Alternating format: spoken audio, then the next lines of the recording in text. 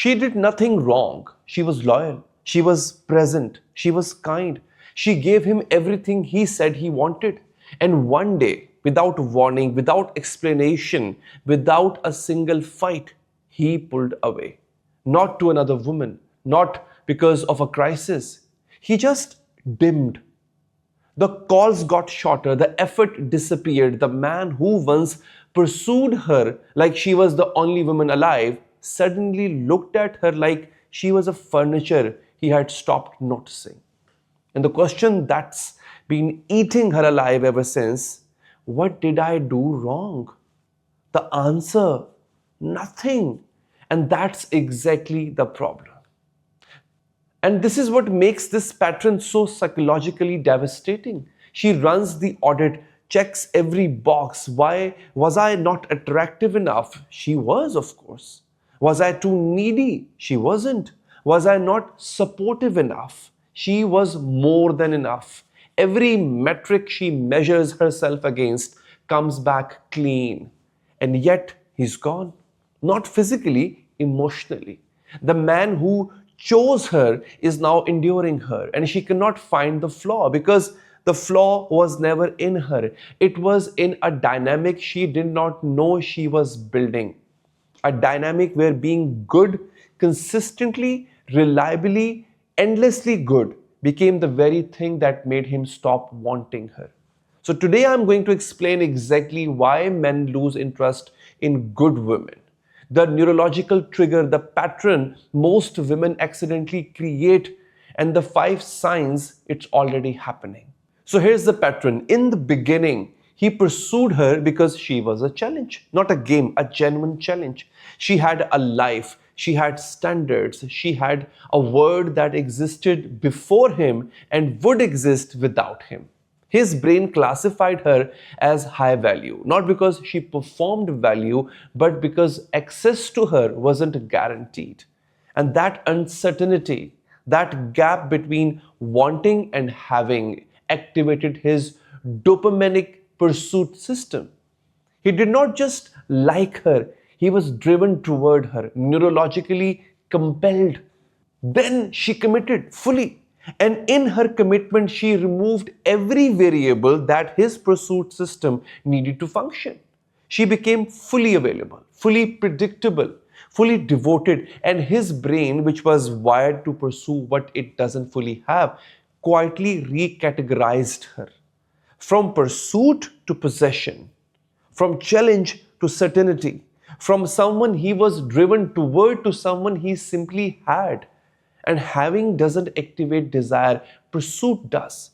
She did not lose his interest by doing something wrong. She lost it by removing every reason his brain had to chase. A woman around 34 dating a man for 2 years, she described the first 6 months as electric. He planned everything, texted first, made her feel like the center of the universe. Then she went all in, rearranged her schedule around him, dropped hobbies to spend more time together, stopped seeing friends so often, made him her priority in every visible way. Within 3 months, he started pulling back. She tried harder, cooked more, gave more, was more available. He pulled back further. She asked him what was wrong. And he said, nothing. I just need space. She gave him space. He did not come back closer. He settled into the distance like it was comfortable. She told me I became the perfect girlfriend, and that's exactly when I became invisible. She was right. Not because perfection is a flaw, but because her version of perfection removed everything that made his brain register her as someone worth pursuing. She had no life outside him, no unpredictability, no friction, no dimension he hadn't already fully accessed. She became a certainty. And certainties do not trigger pursuit, they trigger maintenance. So what's actually happening in the male brain when this shift occurs? So let me explain you. The male desire system is heavily driven by what neuroscience calls the seeking circuit. a dopamine mediated system that activates not when a reward is received, but when a reward is anticipated. This is critical to understand. The brain doesn't generate desire for what it has. It generates desire for what it might get. The anticipation, the uncertainty, the gap, that's where wanting lives. When a woman is fully available, fully predictable, and fully devoted, the seeking circuit has nothing to anticipate. The reward is guaranteed, and the guaranteed rewards do not trigger dopamine release. They trigger baseline satisfaction, which feels like comfort, not desire. He is not unhappy, he's just not activated.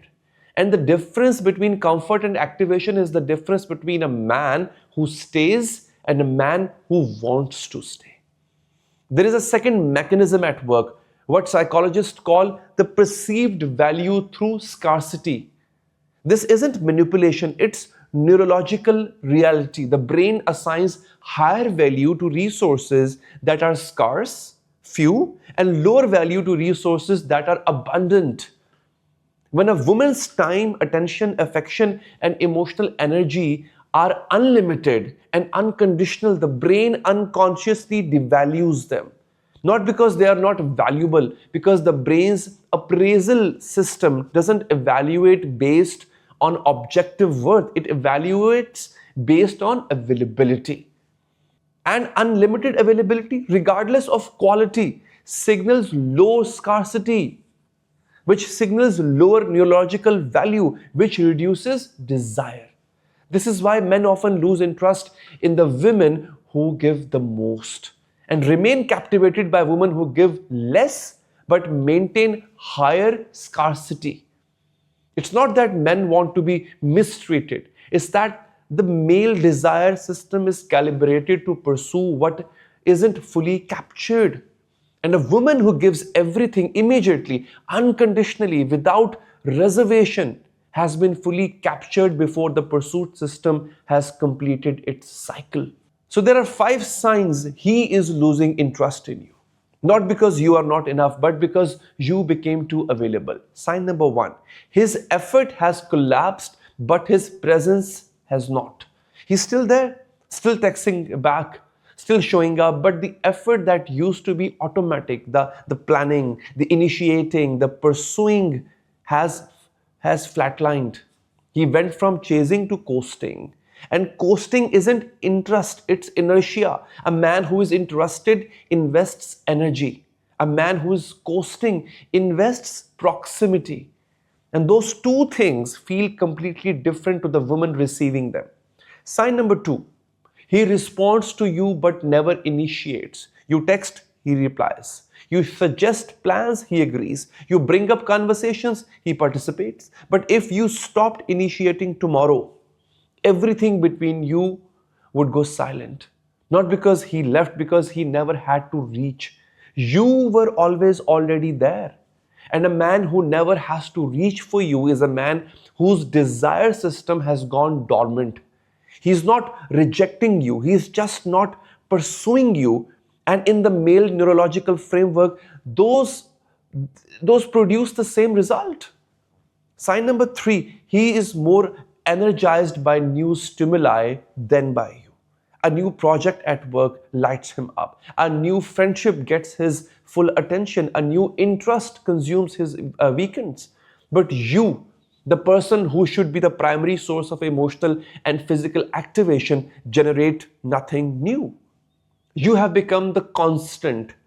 And constants do not compete with novelty. Not because you are less valuable, because the brain's seeking system prioritizes unfamiliar rewards over familiar ones.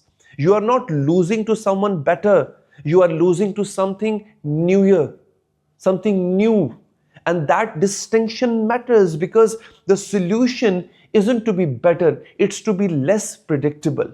Sign number 4, physical initiation has become one-sided.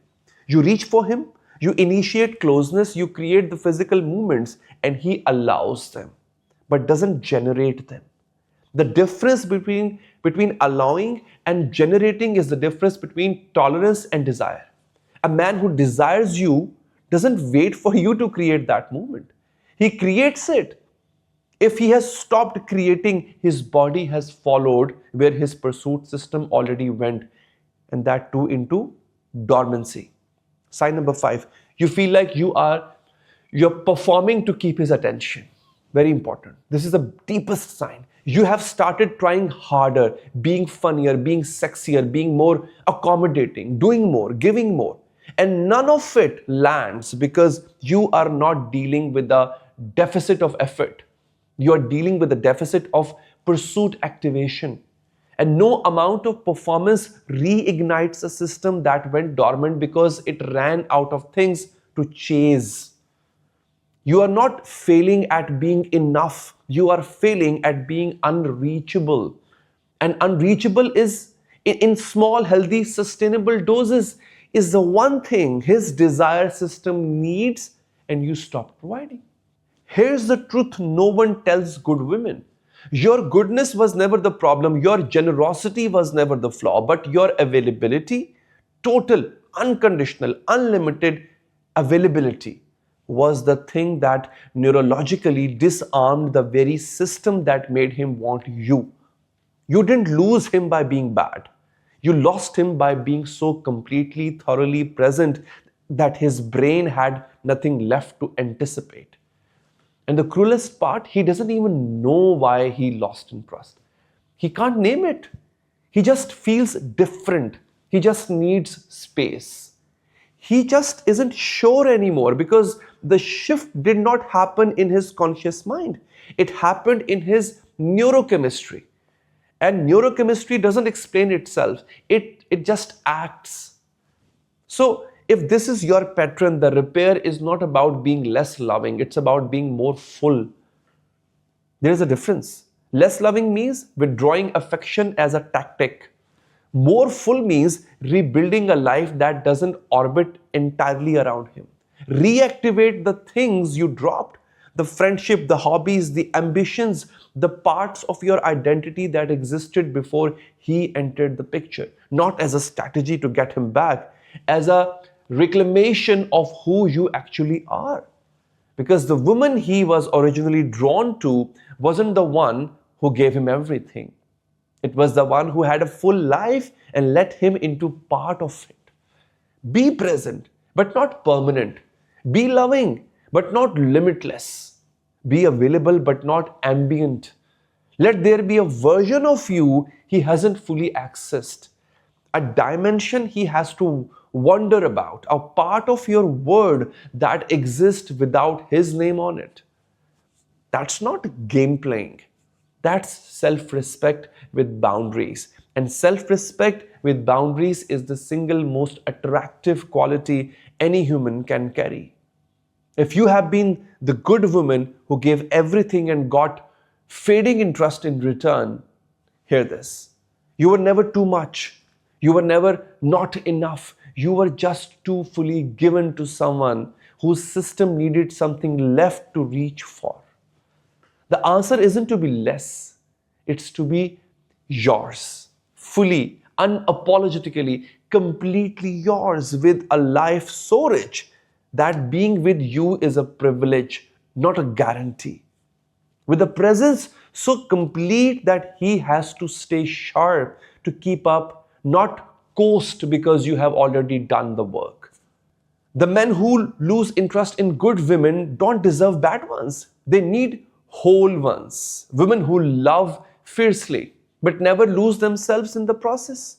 Be that woman, not for him, for yourself, for you. I'll see you in the next video.